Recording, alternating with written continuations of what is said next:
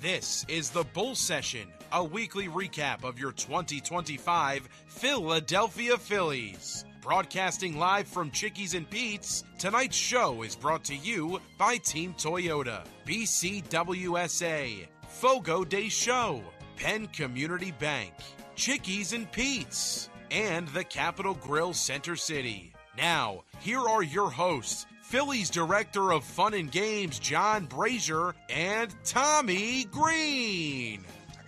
All right, welcome to the BCWSA Bull Session presented by Wapner Newman. We are live from Chickies and Pete's in Warrington, PA. I'm John Brazer, the Director of Fun and Games, and joined by former Phillies pitcher from the 1993 Phillies World Series team, Tommy Greene, who celebrated No-Hitter Day 2 days ago. How about that? Right? 2 days ago to have the now match, I right? feel as old as you, Braze. There you go. Yeah, it's been a long time ago. Well, let's talk about that with our special guest, former Phillies outfielder Doug Clemens. How's it going, Doug? Great, thank you. So, Doug, did you know that 2 days ago, you're welcome, 2 days ago, Tommy Greene had the no-hitter against Montreal. How about that? I did not know that. You didn't know that? That's phenomenal to think about that. It is. I was Looking involved back in a couple of no-hitters, but on the other end, the receiving end. I got them before they woke up, Doug. Getaway day in Montreal, 12:05, 12:35 game. Get them before they wake up. So how many no-hitters? So you were part of a no-hitter obviously on the offensive side. And how many, like more than one? Well, I was part of the Jim Maloney, threw a no-hitter for Cincinnati against the Chicago Cubs when I was with the Cubbies. Yep. Yeah. I hit 2 line drives to center field. He walked me twice. He walked 10 guys in that game, and he still Easy won on the guy no-hitter. who walks guy. I Unbelievable. walked 7. Did you really? Yeah. Obviously, they didn't have a pitch count back then. Anyhow, Jim Maloney was one of the great pitchers back in the 60s. Yeah. And the other was I was on the bench for that, watching the whole thing, Sandy Koufax's perfect game. Oh, How wow. about that Wow. one? You didn't want to hit that hook anyway, did you? Well, it was either going to be Harvey Keene or me making the last stat, I suppose. Right. They sent up Harvey Keene, and and Sandy struck him out. Now, was that in Dodger Stadium? In Dodger Stadium. Okay. Yeah, that was pretty interesting. Pretty intense. How many times you ever faced Sandy? I faced him 3 times. Okay. How was that? I'm a left-hand hitter. Yeah. Well, I hit 2 ground balls to short, and I also fouled the ball off that hit one of our pitchers' wives in the stadium. Wow. That was Lindy. Okay. Did he come up and pay you? Or Lindy McDaniel's wife, and he was a good forkball pitcher back in the day, and he struck me out one time. So I went 0 for 3, but being a left-hand hitter, I didn't get to face him that often. Well, I have to tell you what, you just showed me something right there. 2 ground balls to short. The approach. Yeah. The approach. Unfortunately, The approach tells he's staying on it. Well, that story reminded me of obviously the famous story of Richie Ashburn, who he hit a foul ball and went into the stands and hit a lady in the stands. And then they had to stop the game. They had to get the stretcher down. They put her on the stretcher. They start stretching her back up the stands, and then they resume the game. And his next pitch, he hit another foul ball, and he hit her on the head while she's on the stretcher. So then that's what we say that she's got a magnet in her head. Yeah. And then Johnny Padres was like that. Yeah. If you sit near him in the dugout or anywhere on the field, you walk on the field, balls were coming right everywhere at him all the time. Well, supposedly people were going up to Richie that game and saying, "Richie, my wife's in section 225, row 6. I like that, John. That was a good one. Good. Well, so how about on the other side? So were you ever on a no-hitter where you were actually on the team that no-hit the other team? No, I was close. Any close ones? Let's see. God, Probably over the years. I played from 60 to 68. I was going to say you played with Bob Gibson. So Gibson, that's what I was thinking, Gibby. Yeah. It could have been, but he did not throw a no-hitter when I was playing with the Cardinals for him as a teammate. God, had been some close ones, though. Oh, yeah. Yeah. What was Bob Gibson like? I want to go. This is part of it. I want to kind of go through some of the, for Tommy and I, I'm a couple of years older than Tommy. A lot of these guys, like we never saw play. Like I never saw Stan Musial play, and you play with Stan Musial. I've heard a lot of and things. Ernie Banks, and there's so many great players you play with. So let's start with Let's start with Bob Gibson. We hear the stories that he was the most intimidating pitcher, like you couldn't in between the white lines. In the white lines, right? But he was a great guy as a teammate and a good guy, hard-nosed guy, just a hard-nosed guy. I remember Tim McCarver coming out to the mound one time, and Gibson's like, "What do you want?" right. He said, "I've forgotten more about baseball and pitching than you'll ever know. Get back behind the home plate Right. where you belong. That seems like something that a Philly would say back in the day. That would be lefty. Yeah. And it Yeah, must be probably something so. in the Cardinal system or something back in Well, the day. Because Carlton both kept, of them, Carlton was from there. Carlton kept him in the major leagues for a fourth Tim McCarver, sure he did. decade. Sure And did. So he came over here to Philadelphia. Yeah. But Bob Gibson was phenomenal. He was a terrific pitcher. I think he had a 1.12 ERA one year, and in the '68 they won the pennant, but I think they lost to in '68. I believe they lost to Detroit when Mickey Lolich Right. had 3 wins in that series. But I played with some great players in '64. The whole starting infield for the Cardinals was the Kenny Boyer, Yep. Dick Grote, Julian Javier, and my good friend Bill White. Yep. And so there were some great players, and I always thought Kurt Flood was one of the best Sure. defensive players that ever played the game. He didn't have the arm that Willie Mays had, but he could sure play. Yeah. I went to the Cubs and played with Santo, Banks, and perhaps the best hitter I ever saw for one season. That was Billy Williams. Really? Wow. Billy Williams was just a sweet hitting ball player. Yeah, he was a great ball player. Hmm. And they're all in the Hall of Fame. You played against Jimmy Wynn and stuff. Played against Jimmy Wynn. He was. and- I was thinking about you were talking about Gibson. I don't know if I probably told Brazer this story before. He's probably heard it.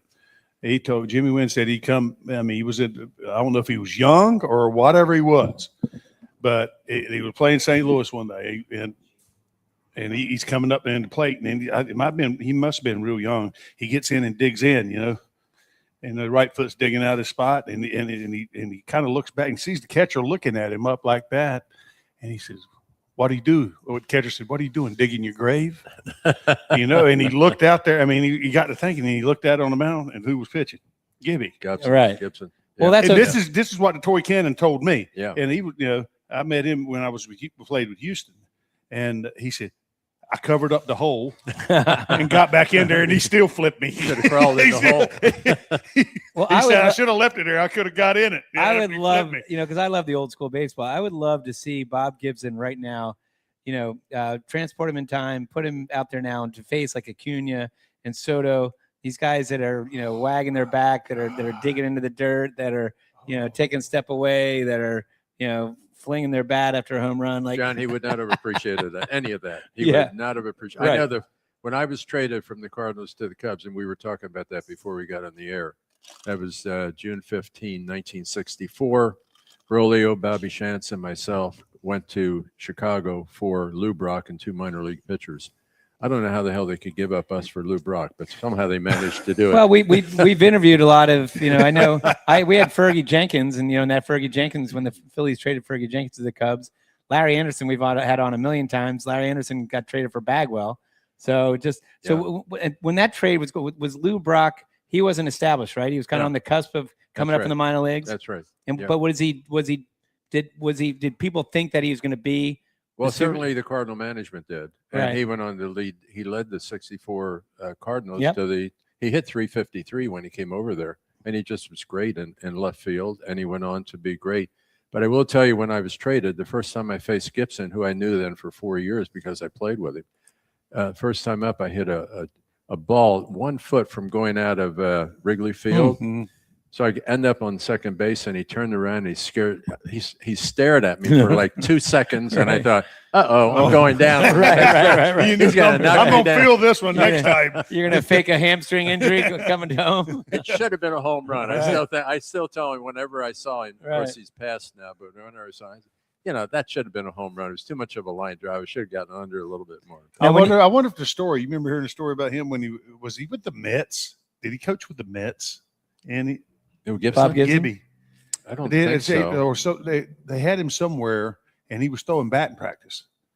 And they said he couldn't throw batting practice because he didn't like getting hit. He started friggin' throwing that. I mean, Well, I don't know how true that was. I never heard that he coached anywhere, but you could be right. I just don't know. They said that he was that mentality. He just didn't like to get hit. He got competitive, throwing BP. Well, speaking of coaching, you guys remember Rick Wise? Yeah. Rick Wise and you threw no hitters for Yes. the Phillies. Yeah. Rick also hit 2 home runs, and he's a good friend of mine. He's Rick now 80 swing. years old. He lives in Portland, Yeah, Oregon. we actually had him on I do a podcast with Tom Burgoyne, and he happened to be, this is probably about 3 years ago, he was coming through Philadelphia for some reason, and we found out he's in the ballpark, and we said, hey, let's try to get him. We'd never met him before, and had a great podcast interview. And, I think the only one that could ever match that single game performance is Ohtani at some point. That's right. But the 2 home runs in the game. You're never going to have a 2 home runs no hitter. It's just. Rick is now, unfortunately, he's fallen on some hard times health-wise. Okay. He's now in assisted living out in the Portland, Oregon area. He just came through 2 major surgeries, and he has neuropathy, and he's got some back issues. And but we're on the phone together. I spoke to him yesterday after church. Actually, I called him on the way home. Don't tell him we said don't think about him. Yeah, tell him we're thinking about him. So when you got traded over, you said in '64, during that when you're watching the Cardinals run, then right? Did you? Because you were on that team. Right? Yeah, were you a little kind of wistful, or just I go from what ended up to be first place Cardinals, I ended up going to the 10th place Chicago Cubs. Obviously I was pulling for the Cardinals not to win the World Series in the sense that they did, because here I was traded from the team, and I never even got a World Series share. I was with the team for half a year. And the owners determined who's going to get a ring, but the players determine who's going to get a share or a partial share. And I always tell Bill White, but you didn't vote for me for a partial share, Bill. It's 64. Right. You should be buying you dinners. Right. He is. All right, good. By the way, Bob Gibson, thanks, Chris Ermer. Bob Gibson was a Mets pitching coach, 1981. So you're right. He was sometimes referred to as the attitude coach because he expected pitchers to be tough and always in game-on mode. Well, the one thing I was going to, and the reason I brought up Rick Wise was after Rick's career ended, he ended up being a pitching coach for 25 years. Yes. 25 years. And pitching, and never got a hook to go to the major leagues to see if he could be a major league pitching coach.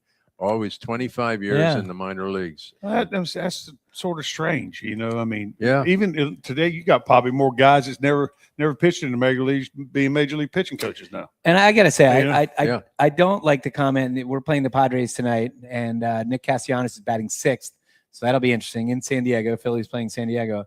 I don't like the comments that Nick said on the way out that he said, it's tough to play for somebody that never played in the major leagues. About Topper. And I took that comment. I said, that's just an excuse. I think how many great managers have managed that never made the majors or had a cup of coffee. He didn't play. He's coached in the major leagues for how many years before he got this job? I don't think it matters if you played. He was a bench coach for the Yankees for all that. Under Torrey. But it shouldn't matter in any sport that you didn't play major league level. Some of the best coaches are guys that just worked. They took every ounce of what they had to make it to where they were. And so they knew what it took, for someone who has better talent to maybe get. Let me rephrase that a little bit as far as what I was trying to say. You got guys that were major league players, just got stuff to offer. Right. And don't get the opportunity. Yeah. And they were major league baseball players. I'm thinking of guys in my era. You think of Gene Mock. Right. Gene Mock, Sparky Anderson. Yeah. I mean, there are 2 classic, terrific coaches in their day. And if they had a coffee break for 5 minutes in the major leagues, that was a lot, because I don't think either of them played much in the major leagues. Yeah. But they knew and studied the game. Gene Mock, when I played for Gene Mock in Philadelphia, he was the best strategist type player or coach that I ever had. And he knew the game inside and out. And you talk about Topper getting let go, and I wasn't shocked at that. You can't fire 25 guys, so you're going to fire the manager. Well, I'm never shocked as the first person to go are the coaches. Right. Yeah. And they know that. A manager's hired to be fired at some point. How about Boston fired the whole staff? Right. They let everybody go. Right. So it's but also you mentioned 64, switching subjects, that I said how painful was it for you, because here you go from the first place Cardinals to the, what'd you say, the 8th place Cubs or 10th place Cubs? 10th place Cubs. Well, I guess it was more, and you said Gene Mock. at least it wasn't as painful as Philadelphia. Now, thank God I was born in 1965. Yes. Because I'm already a suffering Phillies fan. And if I was a kid in '64 and watching that year, because actually the Cardinals beat out the That's I think right. it was the Reds and the Phillies, like getting close to the last day. Yes. Yeah. And Gibson pitched the last game, and Ruiz stole home base. I remember Ruiz stole home base, home plate Chico in Ruiz, that. Chico Ruiz. And I was certainly not pulling for the Cardinals, believe me. I was pulling for the Phillies, even though some years later, a couple of years later, I was traded to the Phillies. But the Phillies were great. The Cubbies, we had a lot of fun, even though we were in 10th place. The Cardinals, I thought, were the best fundamental team, teaching-wise, that I played for. All right, let's go to break. When I come back from break, I want to talk about other players that you played with and against. Stan Musial being one of them, because I know your second year with the Cardinals, that was his last year. So I want to see if you can remember, like, was there a big send-off like they do now? Or was it kind of, at that point, I don't know. Sure. We'll go into that when we come back. You're listening to the baseball, and I was about to say the Baseball Insider. Sorry, it's the BCWSA Bull Session presented by Wapner Newman. We'll be back with Doug Clemens and Tommy Greene in a little bit. Hey, BCWSA customers, this is Tommy Greene from the 1993 National League champion Phillies. My friends at BCWSA are committed to providing us with safe, reliable water and sewer services. They operate state-of-the-art treatment facilities, provide clean drinking water, and make much-needed investments to protect our environment and ensure a sustainable future. Learn how BCWSA's investments help grow and serve our communities. Visit bcwsa.net. BCWSA, proven. Need auto service in a hurry? No one offers more service centers than the Peruzzi Automotive Group. More certified trained technicians to get you in and out. Appointments available within 24 hours. All makes and models. PA state inspections and emissions to major work including collision. All located on Route 1 in Fairless Hills. Visit any Peruzzi dealership for fast service. Peruzzi Buick GMC, Peruzzi Nissan, Mitsubishi, or Mazda, and their collision center. Penn Community Bank, we're your financial partner for all of life's moments. Our checking accounts are designed with you in mind, providing convenient access and 5-star mobile and online banking services to help you achieve your goals. Right now, you can earn a $350 cash bonus for opening a qualifying new checking account with direct deposits in the first 60 days. Visit PennCommunityBank.com/cash bonus to learn more. Penn Community Bank, here we grow. Offer terms and conditions apply. Limited time offers subject to change. Ask for full details. Member FDIC. Hi, it's Pete from Chickie and Pete's. Bring your party to Chickie and Pete's. We can handle groups of all sizes at our locations across the Delaware Valley. Big parties, small parties, company parties, family parties, get-togethers with friends. Order off the menu or our special catering options. We can do it all, including coming to your home or office or special Play 2 party packages at our South Philly location. Book your party today. Hurry, the space is limited. Visit ChickieandPete's.com for details. Chickie and Pete's is an official caterer of the Philadelphia Eagles Touchdown Club and a proud partner of the Philadelphia Eagles. We now return to Chickies and Pete's for the Bull Session. Once again, here are your hosts, Phillies Director of Fun and Games, John Brazer, and Tommy Greene. All right, we are back to BCWSA Bull Session presented by Wapner Newman. I'm John Brazer. Joined my co-host Tommy Greene, our special guest, former Phillies outfielder Doug Clemens. And Doug, we were talking right before we went to break that you play with Stan Musial. Again, we never got a chance to, Tommy and I never got a chance to see him. And then your second year with him was in 1963, right? And that was Stan Musial's last season. He played 22 seasons in the major leagues. He's one of two guys, I don't know if you know this, he's one of two guys in Major League Baseball that are the all-time leaders in singles, doubles, triples, and home runs for one franchise. There used to be three guys. Robin Yount was the all-time Brewers for singles, doubles, triples, and home runs. Then I think Ryan Braun took over in home runs. So then that just left Stan Musial and George Brett. George Brett and Kansas City Royals is the all-time singles leader, doubles leader, triples leader, home run leader. Now they got a shortstop there. They might make a run. I was just about to say, in about 15 years, we might say, no more George Brett. Might be Bobby Witt Jr. in one of those categories. He's a great player, isn't he? Yes, he's fun to watch. So what was I that? come in with his daddy. with Bobby Sr. Yeah. So what I mentioned, like in this day and age, you celebrate if someone's last year. I remember like Jeter's last year, there was a big hullabaloo, and some other players, the big send off. Was it pretty low key back then? Well, in a sense, it was a great celebration. They had all the dignitaries there. That particular game, we were playing against Cincinnati. And I mentioned a guy earlier when we were just talking, Jim Maloney. Jim Maloney pitched that day against the Cardinals. Stan was in the lineup. Stan struck out the first time. And the next two at-bats, he hit 2 shots right up the middle. And then they took him out of the ball game. That's the kind of guy Musial was and the kind of hitter he was. Prior to the game, they had a ceremony right at home plate. All the dignitaries, as I said, were there. The general manager, Bing Devine, everybody, the owner, Augie Bush, everybody was right there.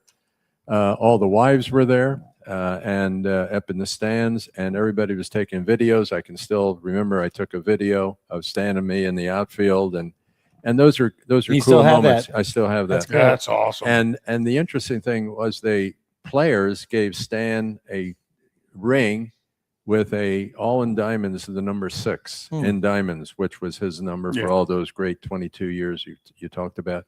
And Stan's wife was there, and Stan had a restaurant in Stan and Biggie's in St. Louis, and Mike Shannon later had a restaurant right near where Stan's restaurant was. But it was a great day, great to be part of that as a kind of a rookie, wide-eyed kid from Leesport, Pennsylvania, and here I am with the Cardinals, and it was great. What made Stan Musial? I mean, obviously he's one of the greatest ever to play the game.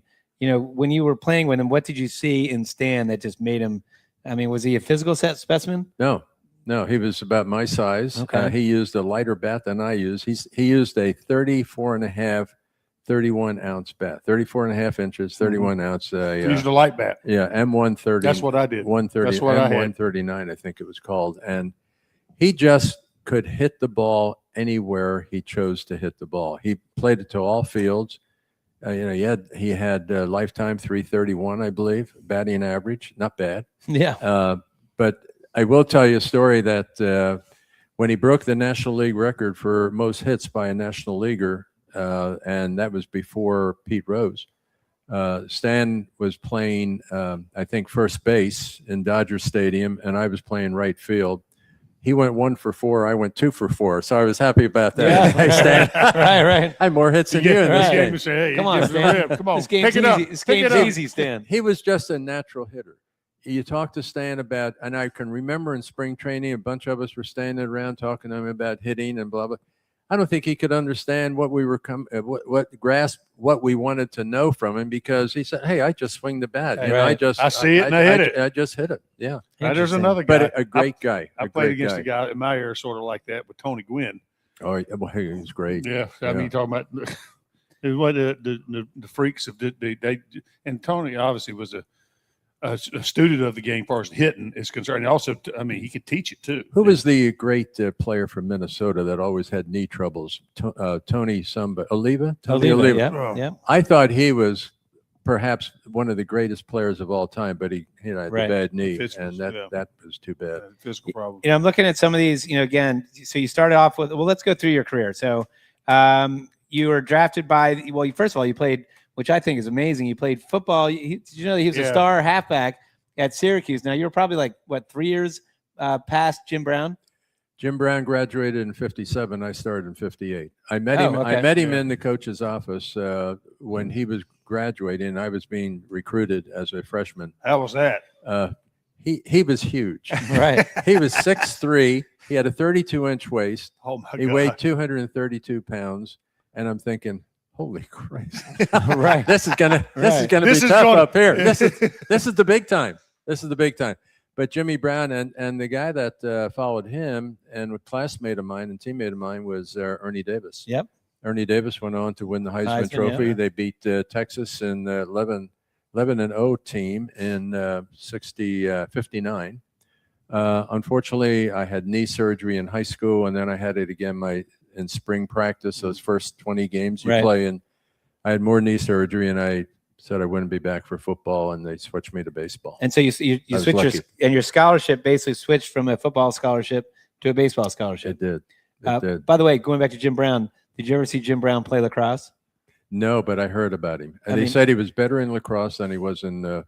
He's known as, now the game changes. It's now with equipment and I never technology. knew what lacrosse was. But where I was from. Jim Brown was one of the best lacrosse players to ever play the game. Well, They- obviously he's one of the best athletes ever. yeah. Do you know they changed the rules in lacrosse because of him? You used to be able to. Shocking, no, You used that to be able to pin the ball on your chest, Okay. in the net, in the wicket, or whatever Yep. they call it.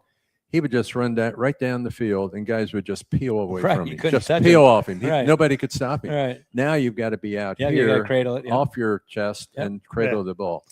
That's a Jim Brown change of the rules. Unbelievable. He was incredible. He just went. yeah. Yeah, he was outstanding. I talked to guys that played against him. He said you couldn't stop He just me. couldn't stop him. Yeah, just big and fast. All right. So you made your debut with his Cardinals in 1960. You played from the Cardinals 60 to 64, the Cubs 64 to 65, then the Phillies 66 to 68. We mentioned you grew up in Berks County, attended Muhlenberg High School. And your dad was a football coach, correct? Football and baseball. Football and baseball at that coach. time. You're right. Okay. And he was also a scout for the Phillies. Yes, it was like What a was his nickname? bird dog. Scoop. Scoop. Scoop. I read that. Yeah. Yes, it's Scoop. And he was a great coach. He was the winningest coach for all sports in Pennsylvania at that time when he retired in 1963, because he had track and also basketball. Wow. He said he was a scout for the Phillies too, right? A bird dog. Bird you dog. know, Yeah, like, bird dog. Yeah. Does he have anybody in his back pocket that he signed or that he scouted?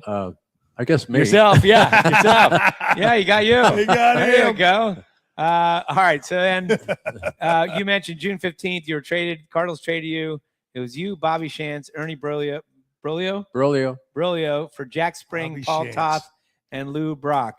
And then again, you went to the Phillies 66-68, and you retired as a Philly. I did. Right? I was traded from the Cubbies to the Phillies for Wes Covington. Oh, If you remember that name, Yep, Wes Covington. do. Yeah. How'd you like Chi-Town?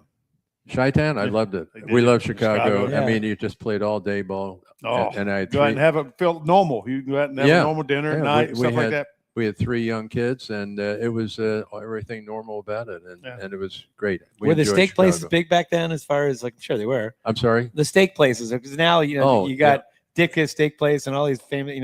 Like, did you have a favorite steak place in Chicago?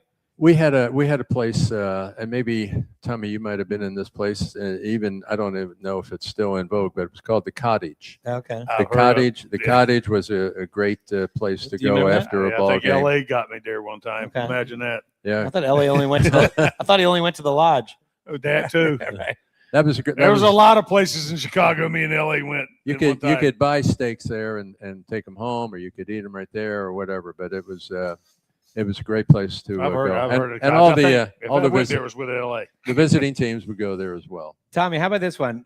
When Doug played for the Cardinals, here are the 3 announcers on radio. Okay, Harry Carey, Jack Buck, Joe Garagiola. Holy cow! Right? How about that? Holy cow. 3. They're all probably in the hall. They're all 3 in the Hall of Fame. I would think so. Right? You would think Yeah. so. And then even Mike Shannon was a teammate. And Mike Shannon, is he in the Hall of Fame? He's certainly in the Cardinals Hall of Fame. I'm saying as an announcer, maybe. Yeah, I don't know. I really He don't might be know in as if an he announcer, is, 'cause but, I- yeah, Mike has passed, unfortunately. But He's yeah. got that kind of voice. He could have done it. Did you ever think about that? Well, I did, and in fact, Bill White always said, "Why don't you speak on the radio well, and why Yeah. don't you just try out someplace?" And because Bill White was with Channel 6 WFIL after his career, and he was moving on to Yankee Stadium to be part of the Phil Rizzuto team, and he said, "Why don't you try out for the Channel 6 job?" Well, I never did. I ended up in sales and marketing for 36 years after my career ended. So, Mike Shannon is not in the National Baseball Hall of Fame, but he was inducted into the Cardinals Hall of Fame in 2014. And he's in the Missouri Sports Hall of Fame. So, yeah, I just say, Thanks to our Speedy. Well, he spent 64 years in the Cardinals organization, including 50 as a legendary And- radio Hey, announcer. hey, give our boys some props. Thanks to our Chris Speedy. Armour. and Mike Shannon was in the Missouri Hall of Fame because of football, I believe. Is that right? Yeah. And we I didn't, used to enjoy, just real quick, Yep. Brazer, talking about the announcers and stuff. There's nothing better, than going to Wrigley Field and the 7th inning stretch. I always used to watch it. I always wondered if he's ever almost flipped out of that Well, Harry was Harry Carey. Yeah. Well, yeah. The way he used to lean out there, I was like, Was it- oh my God. When he's you went gonna over go. when you went over to the Cubs, when did Harry make the move from the Cardinals to the Cubs? He wasn't there when He wasn't there, so he was still with the Cardinals when you went over to the Cubs. Right. Yeah, Right. but yeah, you're right. Harry Carey. Yeah, I know. I always, he used to. Was he waving the banner? Or He would something, do. or- He'd no yeah. telling what he'd do. That was just Yeah. everything. Just I said, oh my God! One time I thought he was going to flip out of there. He just, Well, you also play with Minnie Minosa, right? And that's a legendary that's name a right name from there, the right? past. Well, it was interesting because Minnie ran into the wall in St. Louis, and that kind of kept me around St. Louis for a while because they were going to send me down to AAA, which at that time was the Atlanta Crackers Okay. in the International League. But Minnie ran into the wall and kept me around, and then we had our first child in St. Louis in 1962, Always like and the rest was history. Yeah. We had another one in Atlanta, another one in Chicago, and we were having fun. Thanks. Thanks. for Sounds Minnie. like it. All right, and then you go to the Cardinals. Well, you get to the Cardinals. There was one guy that followed you. Yeah, we'll go to break. But there's one guy that followed you, or you followed him. Cardinals. You played with. Let's see if we can get this. You played Cardinals, Cubs, and Phillies. You were on the. Hold on, make sure I got to see if I had the Cubs. Yes, there was one guy that was on the Cardinals with teammate of yours in the Cardinals, a teammate of yours in the Cubs, and a teammate of yours in the Phillies. Can you name that player? I'll give you a hint. He's a pitcher. A pitcher, Yeah, there's a pitcher that again kind of mirrored your moves. right after me or No, with me? during this with you, Larry Jackson. Oh, for heaven's sake! So Larry yeah. Jackson was Yeah. on. I noticed that he was on your 62 Cardinals team. I'm pretty sure he was on the 63 Cardinals team. Then he was on the 64 Cubs team, like yourself. Yes, he was. And then when you went over to the Phillies, he was on the Phillies 66 team. Yes, Right? Yeah, that's right. That's right. And the interesting thing there was Larry. I knew Larry very well from the Cardinals, and he told the Cub management to get me as part of the trade because I played with him and he saw me play or whatever. But sometimes I'm thinking, why'd you do that, Larry? I lost the World Series. Right, exactly right. Right. All right, coming up in the show, we're going to talk more baseball. Yes. With Phillies, Doug Clemens. You're listening to BCWSA Bull Session presented by Wapner Newman. Need auto service in a hurry? No one offers more service centers than the Peruzzi Automotive Group. More certified trained technicians to get you in and out. Appointments available within 24 hours. All makes and models. PA state inspections and emissions to major work including collision. All located on Route 1 in Fairless Hills. Visit any Peruzzi dealership for fast service. Peruzzi Buick GMC, Peruzzi Nissan, Mitsubishi, or Mazda. And their collision center.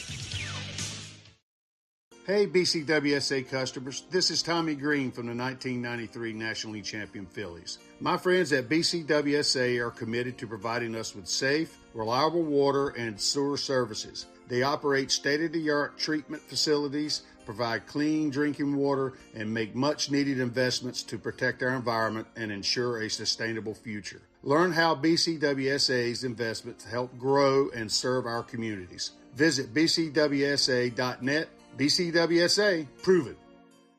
At Penn Community Bank, we're your financial partner for all of life's moments. Our checking accounts are designed with you in mind, providing convenient access and 5-star mobile and online banking services to help you achieve your goals. Right now, you can earn a $350 cash bonus for opening a qualifying new checking account with direct deposits in the first 60 days. Visit PennCommunityBank.com/cash bonus to learn more. Penn Community Bank, here we grow. Offer terms and conditions apply. Limited time offers subject to change. As for full details, member FDIC. Hi, it's Pete from Chickie and Pete's. Bring your party to Chickie and Pete's. We can handle groups of all sizes at our locations across the Delaware Valley. Big parties, small parties, company parties, family parties, get-togethers with friends. Order off the menu or our special catering options. We can do it all, including coming to your home or office or special Play 2 party packages at our South Philly location. Book your party today. Hurry, the space is limited. Visit ChickieandPete's.com for details. Chickie and Pete's is official caterer of the Philadelphia Eagles Touchdown Club and a proud partner of the Philadelphia Eagles. We now return to Chickies and Pete's for the Bull Session. Once again, here are your hosts, Phillies Director of Fun and Games, John Brazer, and Tommy Greene. All right, we are back to the BCWSA Bull Session presented by Wapner Newman. I'm John Brazer, Director of Fun and Games, joined by co-host Tommy Greene, and we're joined by former Phillies outfielder Doug Clemens. Now, Doug, we talked about some of the, again, we were going through some of the players that you played with. We didn't even mention like Red Shondist, right? Shane Dees. Shane Dees, Shane right? Dees. I knew I was going to butcher that one. And then you played with Bobby Shantz for two different teams, right? With the Cardinals and with the Phillies. And Dick Allen. Let's go to the Phillies end, because again, 1966, you came over to the Phillies. Gene Mauch was the manager. Bill White is still your near and dear good friend. He's a good friend. Yeah, he lives 10 minutes from me. And what did you see in a Dick Allen was young, because he was a rookie in 64. Right. Yeah. So he was third year in the big leagues, and he was your third baseman. What was your relationship with Dick Allen? Love Dick. Strong. He was just a player's player. Yeah. I mean, he was really a outstanding hitter. He used a 42-ounce bat. I was going to say the opposite of 36 Stanley. That's a inches. sledgehammer. Right. It's not a bat. Yeah, it was like a big piece of lumber compared to Musial's toothpick. Yeah. But Dick Allen could kill the ball. He could really hit it hard. And he did injure himself sliding the second base in one of the games, and he ended up going from third base to first base as a player. And I would relieve him sometimes in the outfield because he also played left field because of his arm. He lost the ability to put a lot of zip on the ball. But a great guy, great player. Perhaps tough on management at times, but I can still remember he was with his foot. He was writing things in the sand at first base, and I don't think that went over very well. So I started the Phillies in 1994, and Dick got hired by the Phillies in 1994 to be our special ambassador. And I remember I had to take him around, and obviously I knew Dick Allen growing up, or knew of him and watched him play both times when he was with the Phillies. And I remember taking him to radio stations and TV stations, and I'm driving him around. And I remember before we went to the first TV station, he was nervous because he didn't know how Philly fans were going to remember him or accept him. Right. And my God, we go into that first studio, and the cameramen, the producers, like anybody who was there, were fawning over him. Oh my God, Dick Allen, I saw you hit the longest ball at Connie Mack. You hit it over the Valentine sign, this and that. Like, and after like 3 or 4 visits, we get in the car, and he's like, man, this has been pretty eye-opening in a good way. Yeah. And it was kind of cool to see firsthand. I knew that only because, I'm sure he went through the tough times back then, but just the adulation he was getting, you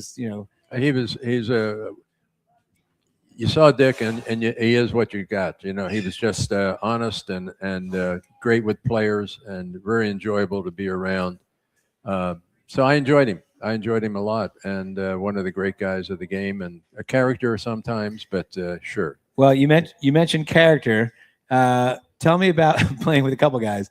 Bobby Wine. We've had him on the radio show. We have him on every year, and I know he's talking about a character. You know Debbie Nacita, right? Yes. So one year at fantasy camp, he got the key to Debbie's room, and he put a fish head in the commode, staring right up. So then when she went to the toilet, she lifted up the lid, and there's a fish staring right at her. I would have paid really good money to see that. That's incredible. I would have loved to see that myself. Right. Yeah. So that must have been fun playing with Bobby Wine. If you would ask me of any person or two people probably that would do that to Debbie, who would you think? Wino? I can see in L.A. In L.A. I can see Kruk telling somebody to do it. Right? Yeah. Well, Wine used to say that one spring training, this is before I came to the Phillies, he roomed with Chris Short, and realized after a while that Wine would throw his dirty clothes into a pile in the corner, and he saw Chris Short wearing some of his clothes. And the other thing he didn't realize until it was too late, that Chris Short also used Wine's toothbrush. Oh, no. Really? Oh, no. Oh, my God. We'll have to remember that when we have Bobby Wine. Oh, we have to talk to Bobby about that. We went to Chris Short's wedding. It was out in Valley Forge. My wife and I, and Rick Wise, and some other guys, and they're standing at the altar. He and his wife. I think it was his third wife. And here she is picking lint off the back of his jacket, and we're all cracking up watching this whole procedure going on. Chris Short was a funny guy. Right. He was really he was a guy that was funny. He didn't even know he was funny. Right. One of those guys. Yeah. All right. Well, speaking of funny, another teammate. You know who one of his teammates was, Tommy? He became famous for Miller Lite commercials and movies. Bob Uecker. Oh my God! Now was Bob Uecker No. was he the character then that he He we know him as? He absolutely was. He was probably beyond what you know him as, or he did more funny things than you could represent in public. Oh, I mean, he was an absolute. That was one you'd like to see him behind the doors. Oh, yeah. That would funny guy. Funny guy. So you saw what was the movie? Major League, right? Yeah. It was the Major League. Yeah. You saw Major League. Right. There was a great story about he and the manager of the of Milwaukee, because he came out through the Milwaukee chain. Yeah. And he never got to play much because they had Del Crandall and some other guys behind. And one day he notices he's in the lineup, and the manager the manager came over and said, "Uke, are you a little nervous?" He said, "No, I'm ready. I'm ready, Skip." Why? Why do you ask me that question? He said, "Because that jock goes on the inside, not the outside." Now, also that would be him doing it on purpose Yeah. to get Yeah. get somebody going. Now, Tim McCarver, I know you play with Tim too, and I went to college with Tim's daughter, Kathy. Oh, did you? Kathy Yeah. McCarver. Yeah. So I got to know Tim pretty well. And I remember Tim telling me, or maybe I heard the story, that I guess Elvis Presley, obviously from Memphis, where I was from Mississippi, but really Memphis. spent a lot of time in Memphis. And then he was a big Cardinals fan. So I think they all went out to drinks with Elvis here and there. Did you ever? No, I never heard that story. Yeah. In fact, and another guy, Phil Gagliano. Do you know that name at all? Second baseman for the Cardinals. Well, Tim and Phil were in high school together, Christian Brothers Academy in Memphis. Okay. But getting back to McCarver, character. Yeah. But one of the hardest nosed guys I ever played with. And he had 3 opportunities for scholarships to Notre Dame: football, baseball, or basketball. Oh, I didn't know that. Yeah. Wow. So he took the $75,000 offer, and by the way, the money today is incredible compared to where we were Right. in our Oh day. God, yeah. In our day. Now Hey, yeah. Thank you guys for what y'all done for Yeah. us, and they thank us for what we did for them. That's Thank the God same for- thing. It started with y'all guys. Well, yeah. thank God for Marvin Miller, and in '74 when Catfish Hunter, it wasn't Kurt Flood that broke the reserve clause. It was Catfish Hunter. Kurt Flood took it to the Supreme Court Right. with Marvin Miller, our union representative, but he lost at the Supreme Court level. And then Catfish Hunter was to have a big payday for a bonus from the owner. Was it the A's or the Yankees? It was A's. The A's, Finley. Finley, Chuck. He was supposed to get a Finley. bonus because of what his record was, and Finley refused to pay him. And the law was that he was null, he was then contract null and void, and he became a free agent, and that's how it all started. 1974. Wow. Wow. My dad, I didn't know that. I'm surprised I didn't, because Catfish Hunter was my dad's favorite guy, Right. because he's a North Carolina boy. Mhm. and my dad was all about that. Yeah. So And he was unfortunately, Catfish Hunter died of ALS, I believe, and that's unfortunately. But Catfish Hunter and Andy Messerschmidt and some other guys from the Oakland Athletics, they were the ones that started the whole thing. As far as the eliminate the reserve clause, and we are where we are today, Right. Yeah. because you're no longer under the thumb of the owners Right. having to play, and unless they trade you or cut you. Well, and then we're going to be interesting too, because the end of this season, it's the end of the labor agreement. So yeah, it's gonna be another that'll be, thing and coming up. I think they're going to be negotiating hard on both ends. So, all right, when we come back, we didn't talk about the current team. I do want to talk about Bobby Shantz a little bit, but let's talk about the current team. When we come back, we're going to come back with Doug Clemens. You're listening to BCWSA Bull Session presented by Wapner Newman. I'm John Brazer, joined by Tommy Greene and Doug Clemens.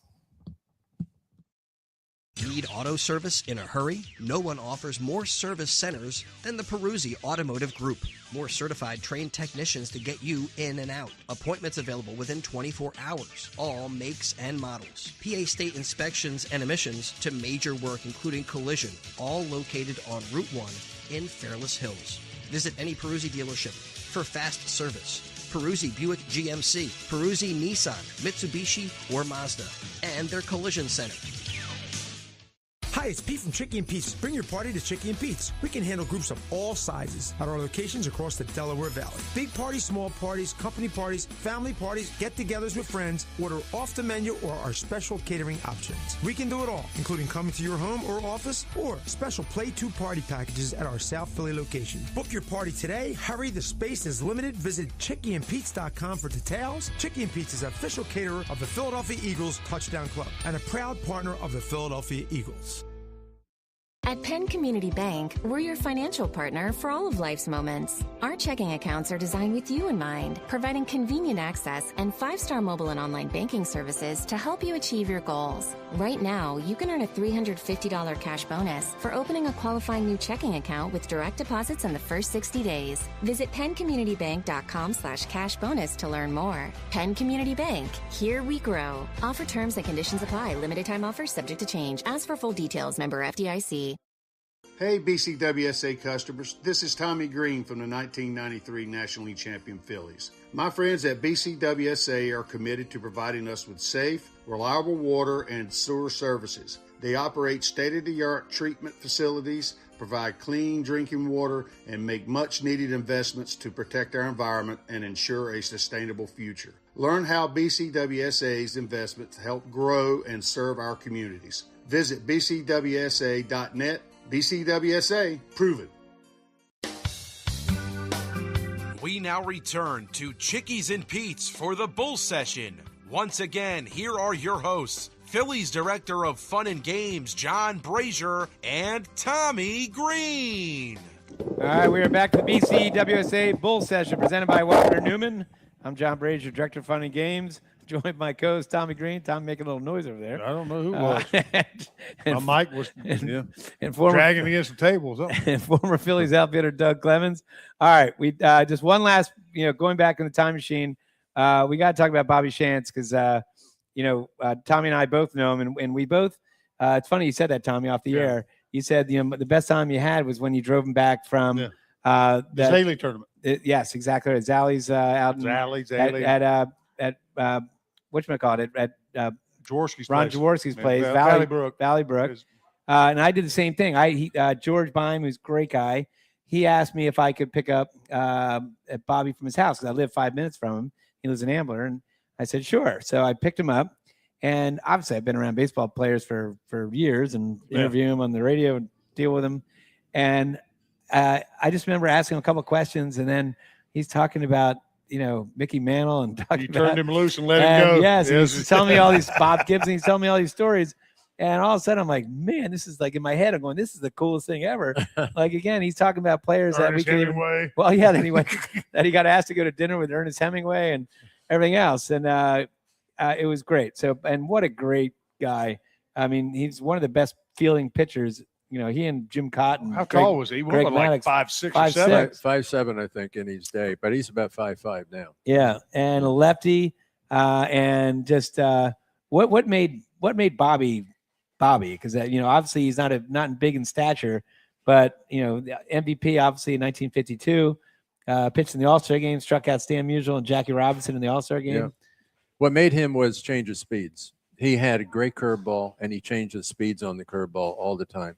And he was a nibbler. Just how you pitchers are, Tommy. Just nibble on the black. You wouldn't classify me as a nibbler. You would love me. I'm coming right at you. Like it's a Tom Glavine. I'm having a good day, or you having a good day. Yeah, it's one of those type but things. Bobby was a nibbler. He was always around the plate, and he always threw a lot of breaking balls to guys. And as I said, as the hitters are like, challenge me. He says, I am. Yeah. And he challenged you to hit that. And he threw, for his size and stature, he threw pretty hard. And he played a long time. I think 16 years he played in the major leagues. Yeah. With a lot of different teams. And, of course, they lost the game in Pittsburgh, the 60 World Series, and Bobby was part of that, I believe, or part of that series. But he was just sneaky fast, and he would bust you in, bust you out, throw the breaking ball a lot, change the speeds, and I think that was his key. What are you hitting? What are you hearing right there? When maybe the difference maybe a little bit today. Today's more about max effort. Yeah. Spin rate and velocity. Yeah. What you're hearing about him is command. Yeah. Old school, yeah. just command of the baseball. And you can throw hard and still have command. Exactly. You know, there's that fine line where you're trying to overthrow and not, you know. And speaking of that 60 team, I didn't realize that Mazeroski's from Mazeroski. It's from Philadelphia area. Well, right? he moved back here just a couple of years ago to be near his family. Okay. But as far as I know, he was living out in the Pittsburgh area. Okay.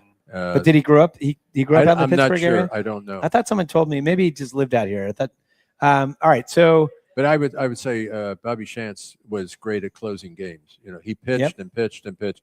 Today they throw 5 games and it's they get the win or they lost and they're out of there. Back in the day, we didn't have the relievers that we have today. You got a setup man, you got this guy, the 8th inning guy, then you got the closer. Back in our time, they played and they pitched the games and it was a hard time getting the guys out. Bobby Shantz that year that he won 25-9, I think he was. He probably finished 27 games. Right.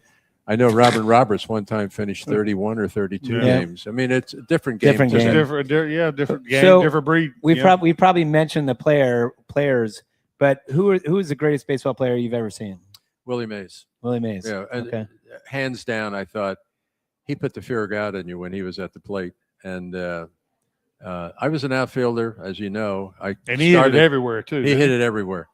I started as a first baseman in high school and college when I went to Syracuse, and then the Cardinals made me an outfielder. And when I was playing the outfield, I wasn't as confident as perhaps regular outfielders who grew up playing the outfield.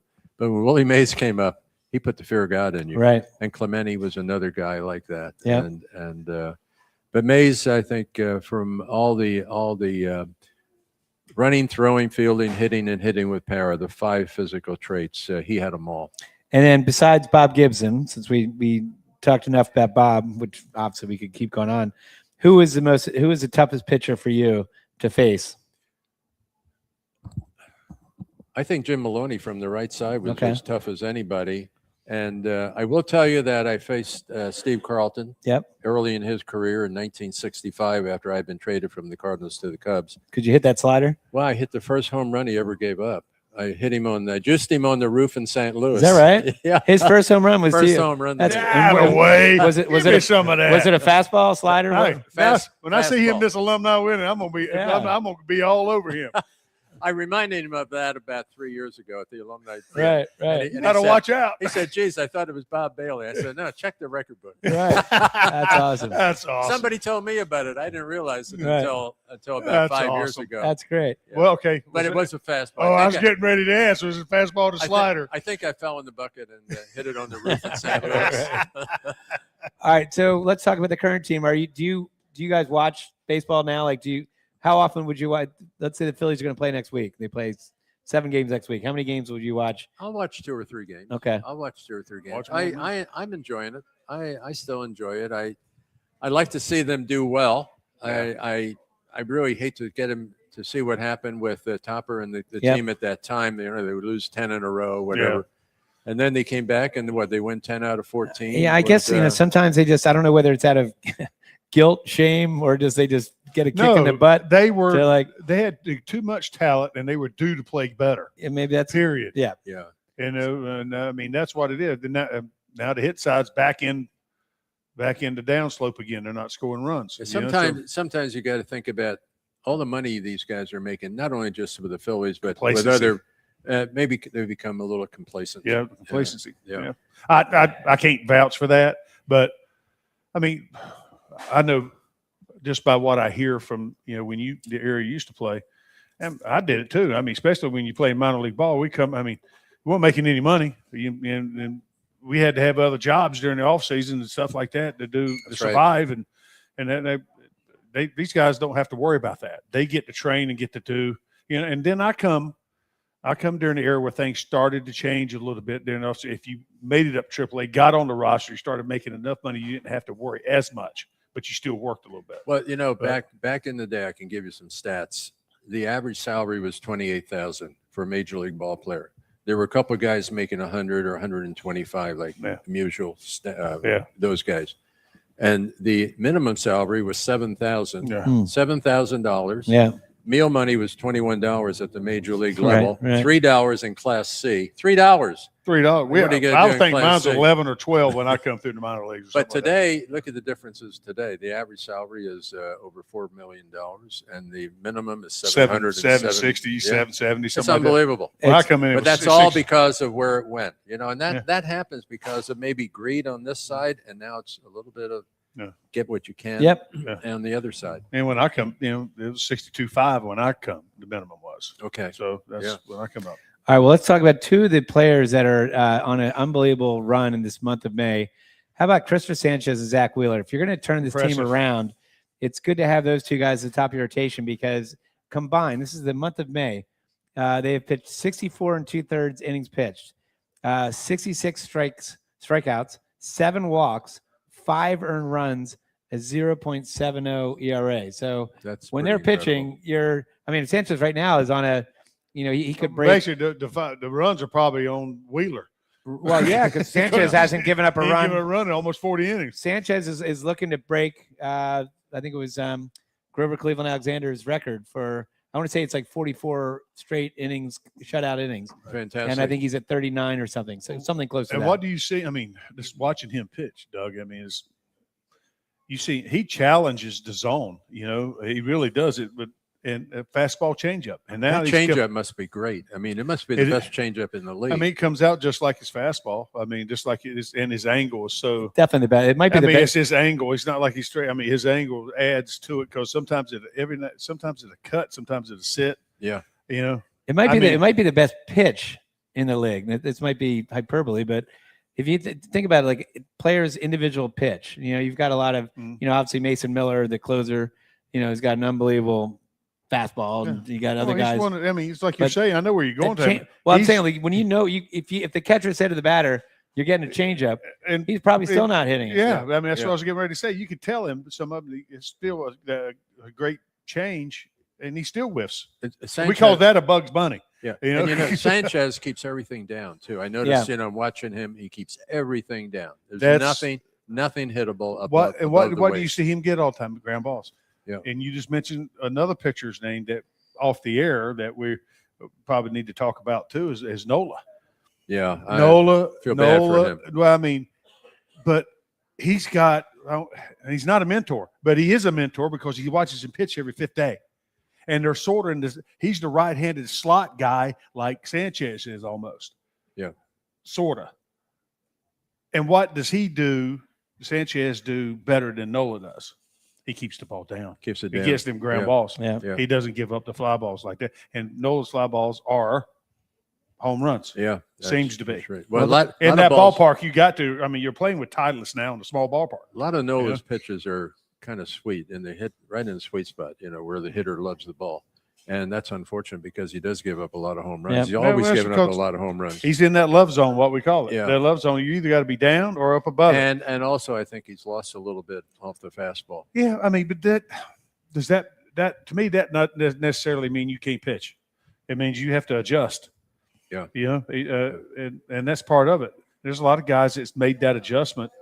And still been able to compete. They might not be to the capability they were, but to compete and keep your team in ball games like you're supposed to. I feel bad for him. I really hope that he gets out of it. He's pitching Oh, tonight. he's such a great guy, too. One of the greatest guys you'll ever meet. Yeah. And, the one thing they are going to have to figure out, this is more of a Dave Dombrowski issue for the team, is that they are just, right now we're 2 months into the season, and their numbers against left-handed pitchers, starters, is atrocious. So they're going to have to figure that out, whether that's in way of acquiring a right-handed bat, or some of the guys is getting better against hitting left-handed pitching. Well, to find that, I mean, they've been trying to find a right-handed bat for how long now? And everyone they seem to find hadn't been doing it because we got a ton of left-handers. But come playoff time, for sure. Come playoff time, they're going to load up with lefties in the bullpen and the starting rotation. All right, well, that wraps up today's BCWSA Bull Session presented by Wapner Newman.